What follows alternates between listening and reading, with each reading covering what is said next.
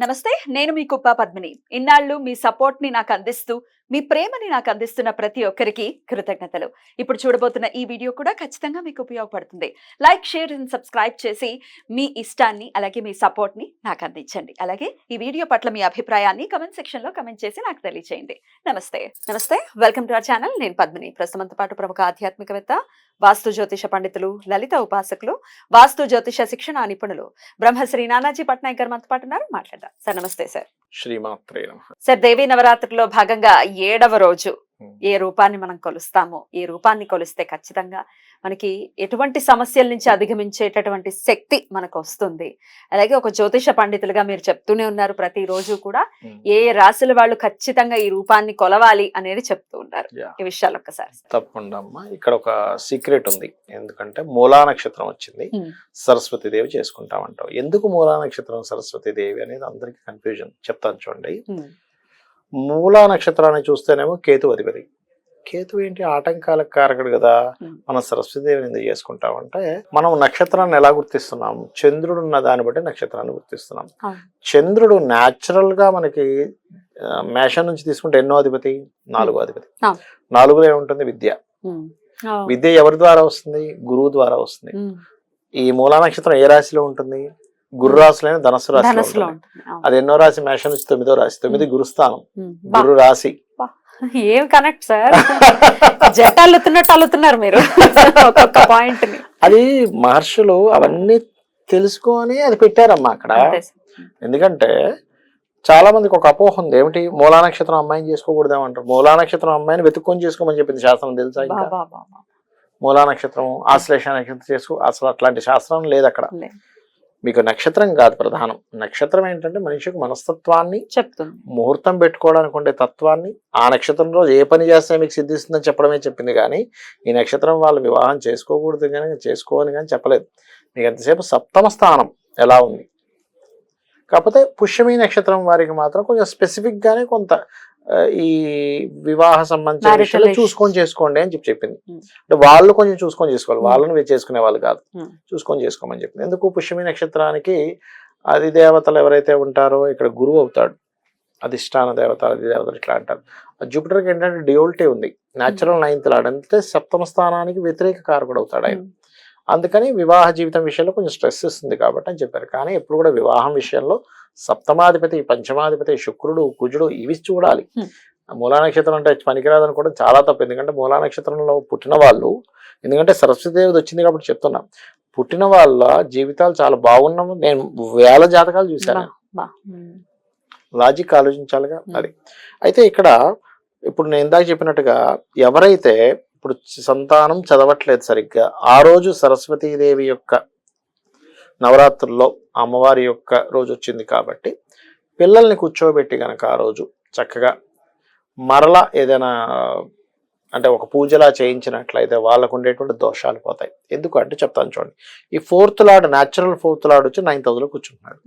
అంటే ఏమిటి? విద్య అండ్ నేర్పించే గురువు కనెక్టివిటీ ఏర్పడిన రోజు, ఆ రోజు కనెక్టివిటీ ఏర్పడిన రోజు కాబట్టే చేయమని చెప్పారు.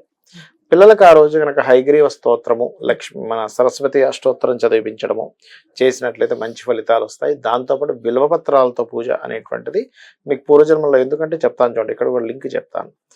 పత్రం ఏదైతే ఉందో అది బుధుడమ్మ. మనకి జ్యోతిష్శాస్త్రంలో బుధగ్రహం ఎవరికైనా పాడైంది అనుకోండి, వాళ్ళకి నాలెడ్జ్ తక్కువగా ఉంటుంది, అంటే గ్రాస్పింగ్ పవర్ తక్కువగా ఉంటుంది. బుధుడికి ఉండే లక్షణం ఏంటంటే గ్రాస్పింగ్, టాకింగ్, కమ్యూనికేషన్స్, ఒక విషయాన్ని అడగడం, ఒక విషయాన్ని చర్చించడం, ఒక విషయం మీద అపారమైనటువంటి నాలెడ్జ్ని పెంచుకుంటూ వెళ్ళడం, కమ్యూనికేట్ చేసుకుంటూ ఇవన్నీ. ఇప్పుడు బుధుడు పాడైపోయాడు, ఇంకెక్కడ కమ్యూనికేట్ చేస్తాడు, ఎవరితో మాట్లాడతాడు, ఎక్కడ మీరు గెయిన్ చేస్తారు? అందుకని మీరు బిల్వపత్రాలతో కనుక అమ్మవారిని పూజిస్తే ఆ దోషం పోతుంది. అది అద్భుతం సార్. సో చదువుకి సంబంధించి, చదువు ఓన్లీ పిల్లలకే కాదు, జ్ఞానం అనేది పిల్లలకే కాదు, జీవిత పర్యంతం మనం సంపాదించుకోవాలి. సాఫ్ట్వేర్ ఎంప్లాయీస్ ఏమంటారు, ఎప్పుడు చదవాలండి రోజు అప్డేట్ అవ్వాలి అప్డేట్ అవ్వాలి. సార్ సాఫ్ట్వేర్ అంతా ఎందుకు సార్, మనము ఫోన్ అప్డేట్ అయితే మనం చదువుకోవాలి ఏమిట్రా అది అని అంతేగా కదా. ఎందుకంటే అట్లా మారిపోయింది ప్రపంచం ఇప్పుడు. డెఫినెట్లీ. సో చదువు అనేది ఆఖరి శ్వాస వరకు అవసరం కాబట్టి సరస్వతి అనుగ్రహం కూడా ఆఖరి శ్వాస వరకు అవసరము. జ్ఞానం ఉన్న వాడికి చేతులెత్తి దండం పెడతాం. ఇంకోటి ఇప్పుడు ఇవాళ రేపు ఆటిజం అనేది చూసారమ్మా.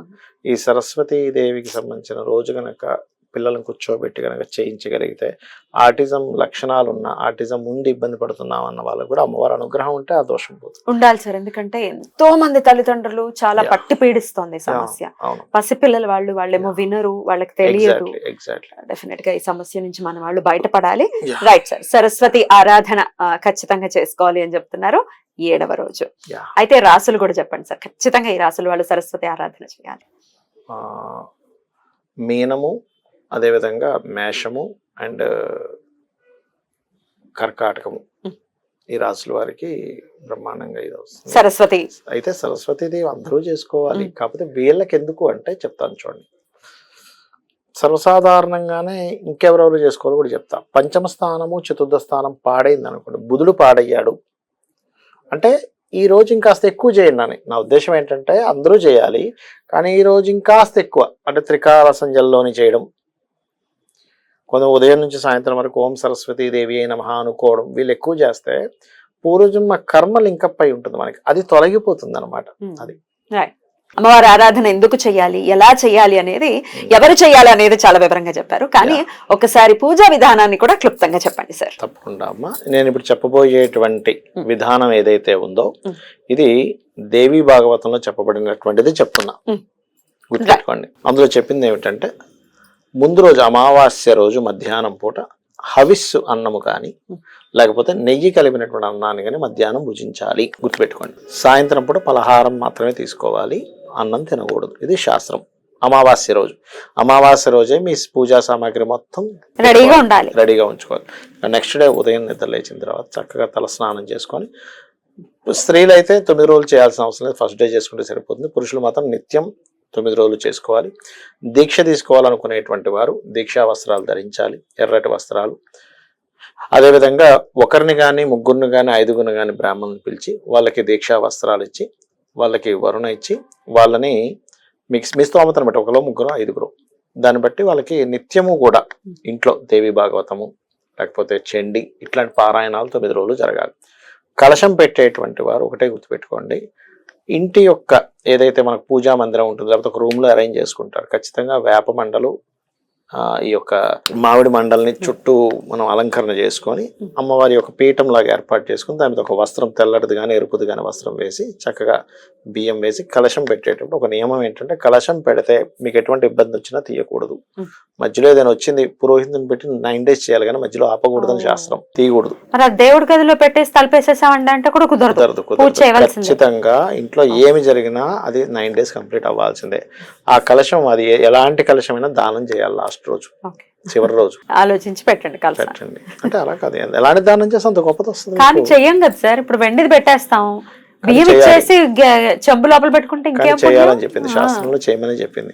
కాకపోతే అందులో నవరత్నాలు బంగారం లాంటివి వేస్తారు కలశంలో. కలశంలో ఏం చేస్తారంటే మనకి గంగా యమున సంబంధించినవి ఏమైనా ఉంటే దాన్ని వేస్తారు, లేదనుకుంటే నీళ్ళనే తీసుకుని గంగా చేయమని అనుకుంటూ మంత్రం చదువుతూ వేస్తారు. చక్కగా కొబ్బరికాయ పెడతారు, అందులో బంగారము లేకపోతే అవన్నీ కూడా వేస్తారు, అవి తీసేసుకోవచ్చు కావాలంటే. కానీ కలశ స్థాపనతో పాటు శ్రీయంత్రం ఉండాలి, అమ్మవారి పటం ఉండాలి, లేదా విగ్రహం ఉంటే మీరు చక్కగా అలంకరణ చేసుకోవచ్చు. శ్రీచక్రానికి రోజు పూజ చేయాలి. అందులో పర్టికులర్గా మనకి శాస్త్రంలో చెప్పిన విషయం ఏంటంటే మీకు ఎటువంటి దారిద్రాలు ఉన్నా తొలగిపోవాలంటే బిల్వపత్రం తీసుకొని ఎర్ర చందనము, రక్త చందనము అంటారు, దానికి చక్కగా రాసి ఒక్కొక్క బిల్వపత్రంతో కనుక పూజ చేసుకున్నట్లయితే అద్భుతమైన ఫలితం వస్తుంది. ఆ బిల్వపత్రం మళ్ళీ నెక్స్ట్ డే వాడచ్చు అంటే హ్యాపీగా వాడచ్చు. బిల్వపత్రానికి తప్పులేదు, దోషం లేదు. కడిగేసుకుని చక్కగా పెట్టి ఏమంటే నాకు లలితాసహస్రనామాలు పూర్తిగా వచ్చు, ఒక్కో నామంతో చేయొచ్చు. లక్ష్మీ అష్టోత్తరాలు వచ్చు, లక్ష్మీ అష్టోత్తరాలు చేసుకోవచ్చు. లేదు ఏమీ నాకు రావండి, శ్రీమాత్రి నమః అనుకుంటూ చేస్తాను, ఉదయం పోయింది సాయంత్రం ఒక అరగంట సేపు చక్కగా చేయొచ్చు. అయితే పూజకు ముందు ఖచ్చితంగా మీరు ఆచమనం చేయడము, సంకల్పం చెప్పుకోవడం చేయకపోతే పూజ చేసిన ఫలితం రాదు. ధ్వజం ఖచ్చితంగా ఉండాలి అక్కడ. గుర్తుపెట్టుకోండి. ధ్వజం అంటే జెండా. జెండా లాగా అమ్మవారి సింహం మీద ఉన్నటువంటి అమ్మవారి కానీ లేకపోతే సింహం ఉన్నటువంటిది కానీ ధ్వజం ఖచ్చితంగా ఉండి తీరాలి. వీటన్నిటికంటే ముఖ్యమైనది ఏంటంటే అమ్మ, శాస్త్రంలో చెప్పినటువంటిది ఆవు పేడతో అలకమని చెప్పారు, కానీ ఇవాళ రేపు మనకి టైల్స్ ఇవన్నీ అలకలేం కాబట్టి కనీసం పేడనైనా అక్కడ పెట్టుకోవాలి. అలాగే చేస్తే ఇంకా అద్భుతం, గొబ్బెమ్మలాగా పెట్టుకోవచ్చు. పెట్టుకుంటేనే ఆ పూజకు ఫలితం అని చెప్పడం జరిగింది. అలాగే నిత్యము కూడా రోజుకు ఒక్కరినైనా సరే ముత్తైదుని పిలిచి మీరు ఇవ్వాలి. తాంబూలము ఇవ్వాలి. మీ శక్తి. కుమారి పూజ చేసే వాళ్ళు ఫస్ట్ డే, సెకండ్ అంటే 2 సంవత్సరాలు, సెకండ్ డే 3 సంవత్సరాలు, థర్డ్ డే 4 సంవత్సరాలు ఈ వరుస పాటించాలి. ఆ అమ్మాయికి పళ్ళు ఊడిపోవడం కానీ, కురుపులు ఉండడం కానీ, చేతి నిండా అనారోగ్యంతో ఉన్నటువంటి అమ్మాయిని కూర్చోబెట్టదని చెప్పింది శాస్త్రం. అలాంటి అమ్మాయిని ఇంట్లో చక్కగా పూజ కానీ అక్కడ కూర్చోబెట్టడం చేయకూడదు అని చెప్తుంది. చూడండి, ఇందులో మనకి ఎంత ఇది ఉందంటే ఇవాళ రేపు మనకి సొసైటీలో జరుగుతున్నటువంటి చిన్నపిల్లల మీద జరిగేటువంటివి వాడికి అయ్యో మనం పూజ చేస్తున్నాం కదా, మన శాస్త్రాల్లో పూజించమని చెప్పారుగా 10 సంవత్సరాల పిల్లల వరకు అని చెప్పి ఒక ఇది వస్తుంది. చేస్తే కనుక మనకు ఆ ఫీల్ వస్తుంది. చిన్నపిల్లల మీద ఇట్లాంటివి జరగవు, అదొకటి. అట్లాగే ఇక వస్త్రం అంటారా, మీ ఇష్టం, ఈ రంగు వస్త్రమే అని రూల్ లేదు. కానీ దీక్ష తీసుకునే వాళ్ళు మాత్రం ఖచ్చితంగా నేల మీద నిద్రపోవడం, చాప మీద నిద్రపోవడము. చాలా మంది ఏమనుకుంటారంటే పరుపు వేసుకొని పడుకుంటారు. పరుపు వేసుకొని పడుకోకూడదు, చాప మీదే పడుకోవాలి. అది మెయిన్ గా గుర్తుపెట్టుకోవాలి. నవరాత్రులు మీకు వచ్చింది అనుకోండి, అంటే ముందే వచ్చింది అనుకోండి, అప్పుడు మాత్రం అది అయిపోయాక చేసుకోవాలి. కనీసం 1 రోజైనా చేయొచ్చు, 3 రోజులు చేయొచ్చు, 5 రోజులు చేయొచ్చు. నవరాత్రుల్లో చేస్తే శ్రేయస్కరం అని చెప్పింది. మధ్యలో వస్తే నేను ఆపద్దని చెప్పాను, ఉంటే మాత్రం చేసుకోకూడదు. ఉంటే చేసుకోకూడదు, అందులో ఎటువంటి సందేహం లేదు. కానీ కలశం పెట్టాక మాత్రం వచ్చినా సరే ఆపకూడదు. పురోహితుడు పెట్టైనా సరే అది కంప్లీట్ చేయించాలి. మీరు ఆపకూడదు. మీరు మీ పనులు ఉంచుకొని మాత్రం లోబిగా ప్రవర్తించొద్దు అని శాస్త్రం చెప్తుంది. అద్భుతం సార్, చాలా బ్యూటిఫుల్ గా ఎక్స్ప్లెయిన్ చేశారు. థాంక్యూ సార్, నమస్తే. శ్రీమాత్రే నమః.